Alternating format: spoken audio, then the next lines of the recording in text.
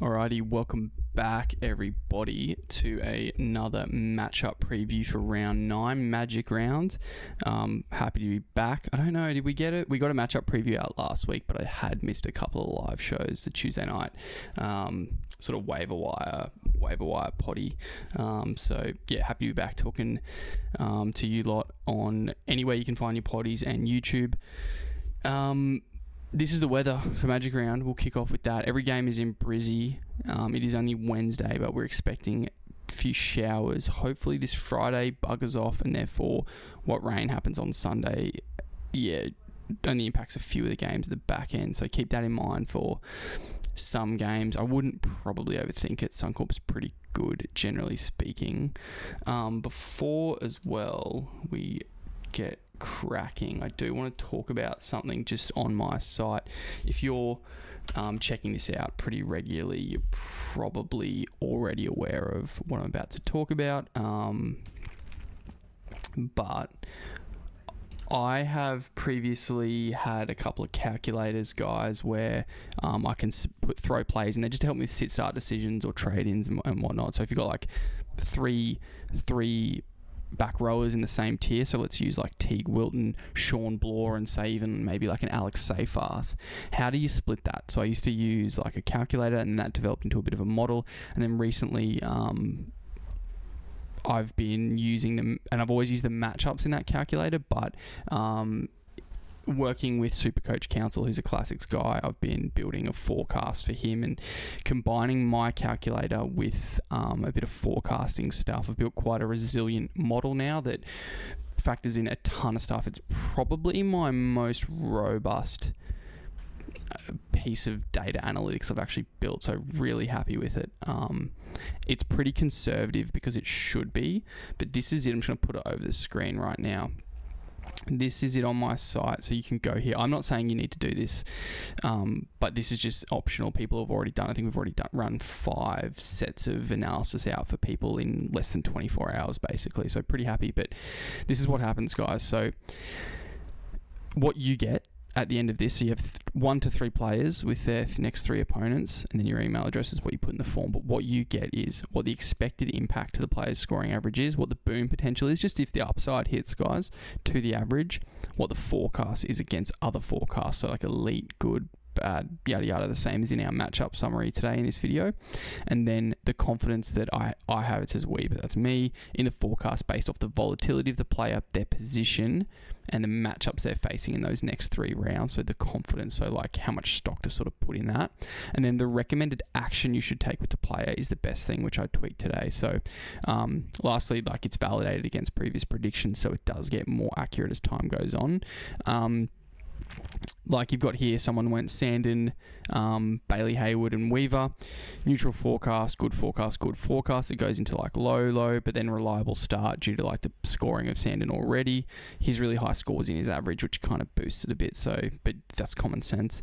Hayward, yada yada, avoid just due to like the sample size. So we've even got, this is based on the sample size quality when relevant.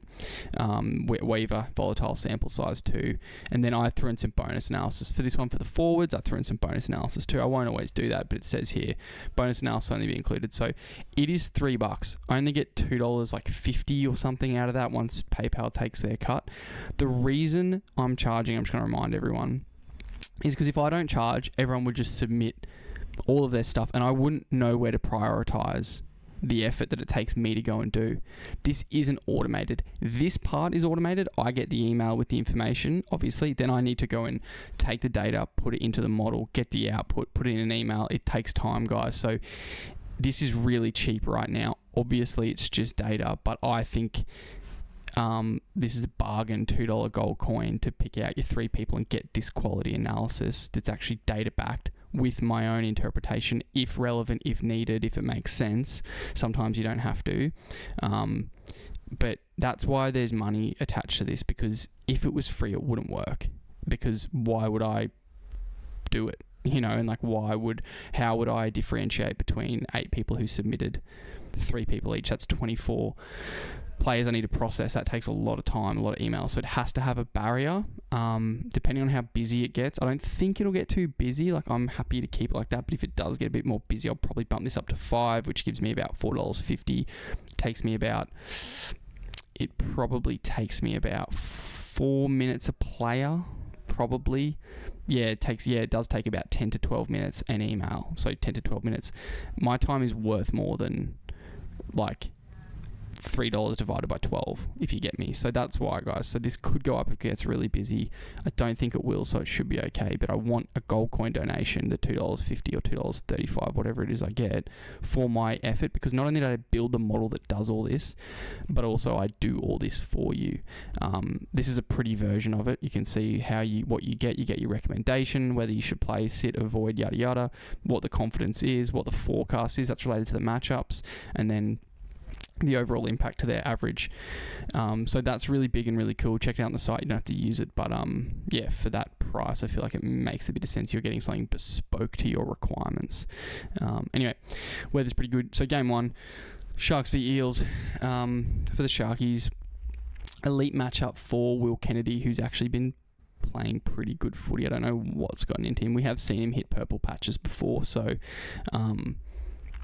whether that maintains is yet to be seen. Maybe he's turned a corner. I don't know. But pretty good for people relying on Will Kennedy in draft. He's not relevant in other formats. Left to RF is Billy Burns, so he has a good matchup. Left centre, KL Ero is back and has a matchup, so pretty much good to go on your Sharkies. Left half, Trindle again. He's one to go for. Front rowers, like even if you needed to if you're really stuck, you could probably plug a Hazelton in, guys, on this one. But again, I don't overvalue front rowers matchups, but just keep it in mind if he is breaking tackles and offloading and whatnot. Lock has a bad matchup. Right half, tough matchup for Nico Hines, but I wouldn't overvalue it. Don't overinvest in that one. Right centre, neutral matchup, but you'd be playing Jesse Army in this one. Sharks are pretty balanced in their scoring, so they're sort of scoring a bit everywhere, which is also what's killing a lot of their like top guns apart from Ero. They're just you see like Mulatalo, it's up and down, Stone Street up and down, Nicker are terrible, Ramian kind of mediocre. It's just there's so many good players on the team. For the Eels, left to RF, Katonga has an elite matchup, but I'd just be cautious with him, hey. Left half, Dylan Brown, great matchup. Right centre and left centre, both great matchups. Right to RF, that's going to be Jack Williams, is it? No, that's going to be Hubner, I guess. I don't know what they're doing with that. Left wing, Josh Adokar, he's a plug and play this weekend probably. Bad matchup for the fullback, Iongi.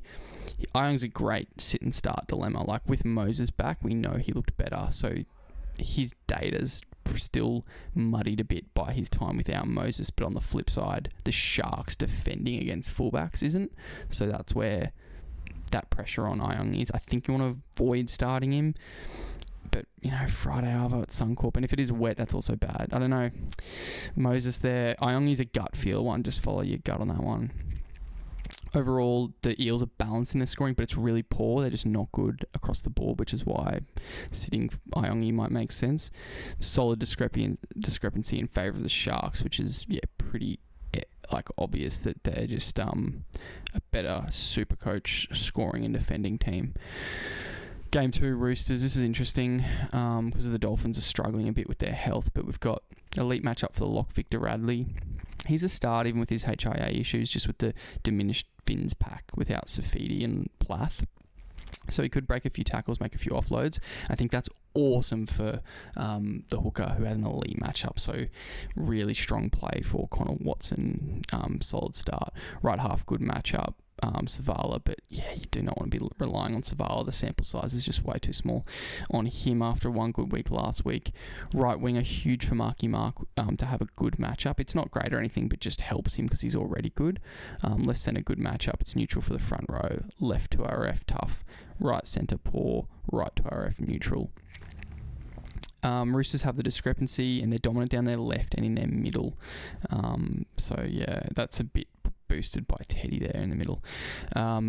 For the Finns, it's elite matchup for the right centre, great matchup for the fullback hammer owners, good matchup at lock, good matchup left half for Isaiah Katoa owners, and then it's neutral and worse for the right to RF, right winger, left to RF, left winger, and left centre. So that's the story for that one. But yeah, I'm expecting like a solid game. I just don't know whether the Finns diminish 4-pack and go with the Roosters, and then as a result, what sort of momentum do the Roosters get?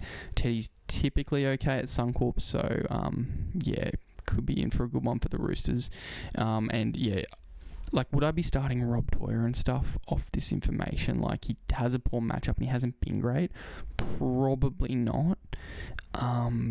That'd be my read on it, but like in draft, I'll be starting Isaiah Katoa with like a bit of a good matchup and just running the show there. Teddy doesn't really make it into here, but from memory, he's got just it might be good or just neutral matchup. Like, it's not, I don't think it's too bad for Teddy, so he's definitely a start and a VC option if you feel like it. I'm not going to tell you not to, but I'm not going to like completely, push you toward that either. Rabbitohs Knights is game 3. Gun matchup for the Rabbitohs at the lock and the hooker position, which is interesting. I don't read into that too much for Mamazelos, but it is interesting. Front row elite matchup, right winger elite matchup. So a lot of good matchups for the Rabbits, which kind of goes against what you'd expect. But that's because the Knights have been pretty mediocre. Right half, great matchup. Left half, poor matchup. Left wing, poor matchup. Left centre, poor matchup. But we know the Rabbitohs in the past have been left dominant, so that could be mitigated if they are connecting in their shape effectively. Now, this is the one where it looks like the Rabbitohs have all the good matchups, but they're sort of individual, whereas the Knights have the discrepancy due to their sort of defensive prowess and they're scoring better. The Rabbitohs are just dog meat at scoring, so I still expect Knights players to go well, and I'm firing up those that I do have, such as Fletcher Sharp in one league. Dill Lucas, I absolutely love.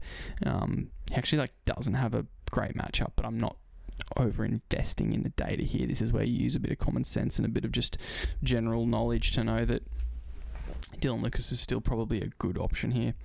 Gun matchup for the right to RF though, KPP running it. Lewis Dodd, he's going to be offloading a lot, I would expect, and if he doesn't, that's just poor coaching, I reckon. Lock elite matchup, left half elite matchup for Fletcher Sharp, as I said. Left centre elite matchup. Left wing Greg Marju, great matchup, so fire him up. Front rowers have great matchups too. It's neutral for the left to RF, the right centre Gagai, but fire him up because he'll benefit from being outside KPP, I'd reckon, and a good matchup for the hooker. Rabbitohs are poor just across the board, no dominance, and the Knights are dominant down their left side, which you can see here with the left half, the left centre, the left winger. So by proxy, I love Lucas here as the neutral matchup, kind of getting a boon there at left to RF. What else? Game 4 for the Warriors, right half Metcalf has a gun matchup, left to RF has an elite matchup, lock great matchup, front rowers good matchup, left wing neutral matchup, right centre right wing bad matchup, hooker tough matchup. They are best down the middle, and that's been pretty consistent all year. For the Cowboys, who are on a roll, we've got gun matchups for front rowers. Don't overvalue that at all. I don't think anyone would really own any Cowboys front rowers anyhow, because the minutes rotations are dog meat.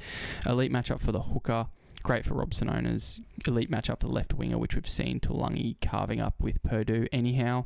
Left to RF and right centre have great matchups. Left, that's great for our boy Nanai. So a lot of Nanai people recently grabbing Nanai and looking at him on their waiver wire and whatnot. It's great I think you can go ahead with him. Right half, bad matchup. Left centre, bad matchup. But I wouldn't overvalue that left centre, bad matchup necessarily.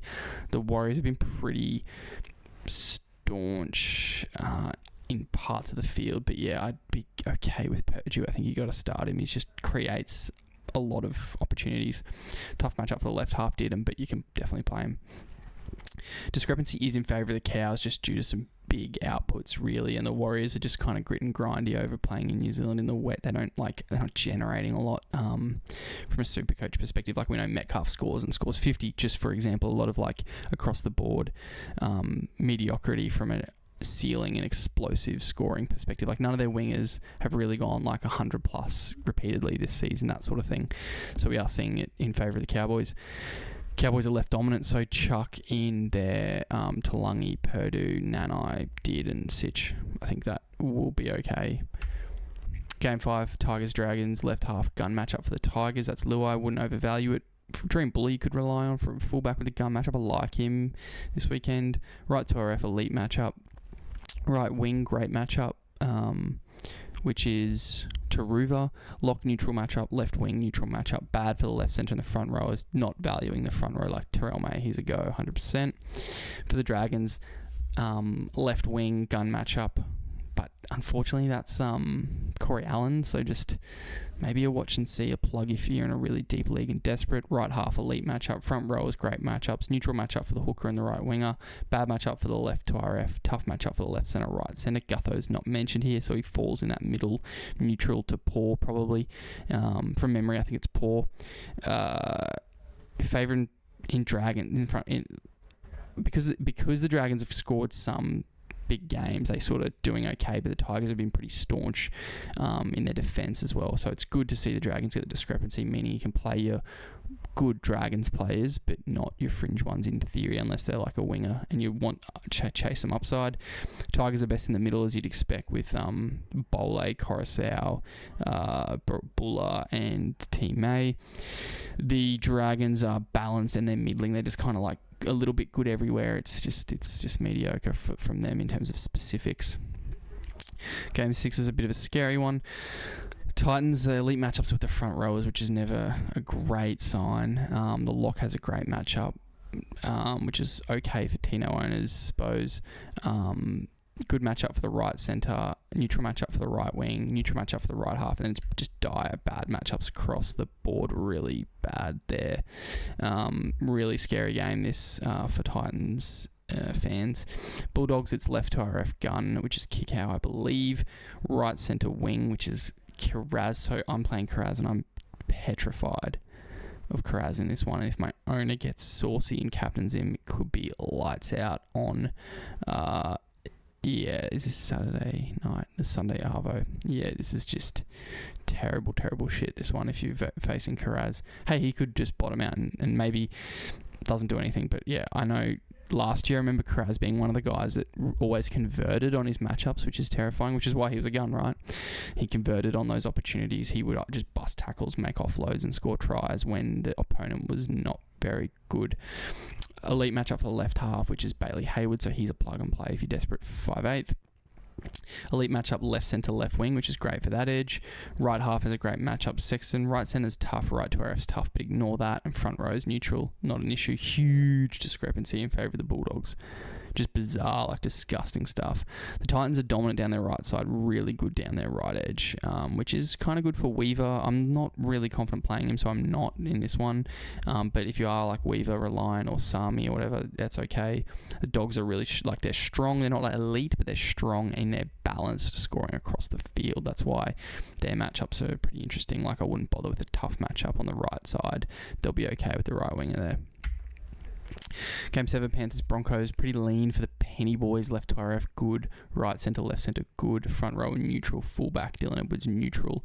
Right wing hooker, right half, bad matchup, but I'm still playing Paul Alamotti just on the basis that if the Panthers score tries, surely there's a chance it's Paul, with Dylan preferring that right edge sweep.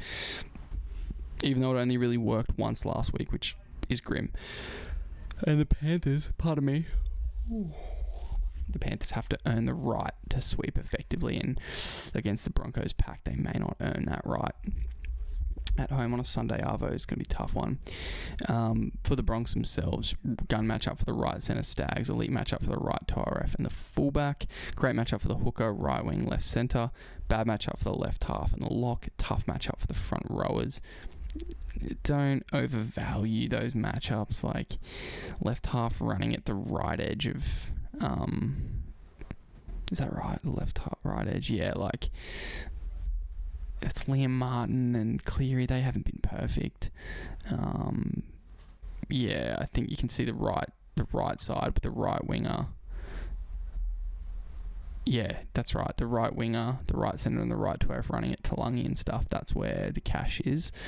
So good for Dean Mariner. Good for Stags. Mate, Jordan Ricky, I don't think he'll convert on the matchup, so don't overvalue that. But yeah, just fire your Broncos up, mate. It's Suncorp just fucking send it. They got the discrepancy in a solid number, like up above 4. I like. That's why Bulldogs being 28 is gnarly. The Panthers are strong down their edges, which is why, regardless of the matchup, I'm keen on playing my Alamotti. And the Broncos are just elite in the middle with Payne Haas and Paddy just carrying that scoring load there. Last game, Storm Raiders. For the Storm, right centre, right half elite, right to RF great, left to RF, left half neutral. And then it gets grim with the hooker poor and the fullback, left wing, right wing tough. The Raiders have been pretty staunch. Like, you still play your Storm guns, right? It's Suncorp, last game, Magic Round, yada yada. Like, you still back your boys in. Just be wary of the tougher matchups if it comes to captaincy, vice-captaincy stuff, to be honest. Let's have a look at this. Yeah, so like you look at these two teams, 121, 24, and then Broncos 122, and then they drop off to Panthers 115, the Bulldogs 135, drop off to the Titans 107. So you just see that these are two of the better teams, and they're kind of choking each other out a little bit. Left centre gun matchup, which is Seb Chris for the Raiders, and great matchup for right to RF, left half, left wing. So Tamale is potentially a start, guys, against that kind of cooked at times Storm edge. So yeah, fire your Tamale up. Good matchup right half. Neutral matchup for the Raiders lock, and the front rowers and the right centre have bad matchups, but don't overvalue the data here. Like, I think they should be, like, the right centre should be okay. Discrepancy slightly in favour of Raiders, therefore kind of negligible. The Raiders are elite in the middle and on their left edge, and the Storm are elite on their right edge. So yeah, pretty interesting there. It's about the game, guys. I think at the moment I've got my VC on Drinky, just due to like fullback upside and form, even though he doesn't make the cut here. And I have my captaincy on Payne, even though they've got a tough matchup. I just want to captain Payne and Terrell, and yeah, just leave it on Payne. For Suncorp, give me something to watch Sunday Arvo. Yeah, Payne just offloading and going crazy could be pretty sick. But yeah, that's it. No questions. But if you do have any, drop them in the comments. Come find me in the Discord, yada yada. I'll answer the questions there. If you're new here, appreciate you chiming in. Hit that like button and subscribe so you get notifications for the live show if you're draft orientated, or for this one later in the week, which is obviously stagnant. Aiming to have our first guest on the potty next week on Tuesday night if all things go well. And yeah, a few other bits and pieces, but we'll just keep rolling this thing out, banging it into your eardrums in less than 30 minutes so you can take the value out of it that you deem suitable and effective. But yeah, that is it from me. Catch you guys next week, and yeah, good luck in your matchups this weekend. Good luck in your draft and classic, all that sort of good stuff. Go well. Hopefully yeah, you get those decisions right that we often get wrong. See ya.